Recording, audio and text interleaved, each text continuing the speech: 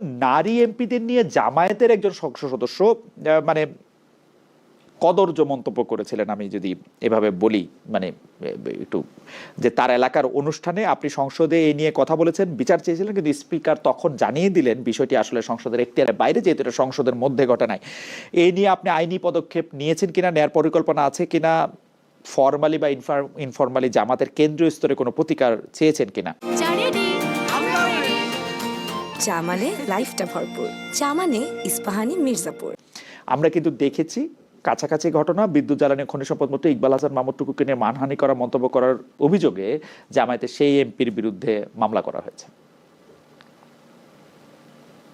আমি একটু আগেই তো এটার উত্তর দিলাম খালেদ ভাই, যে যতক্ষণ পর্যন্ত এটা কারো জান মাল এবং জীবনের উপর হুমকি তৈরি না করছে ততক্ষণ পর্যন্ত এগুলোকে খুব বেশি না, কিন্তু আপনি সংসদে যেহেতু কথাটা তুলেছিলেন, সংসদে যেহেতু কথাটা তুলেছিলেন সেই জন্য বলছি আর কি।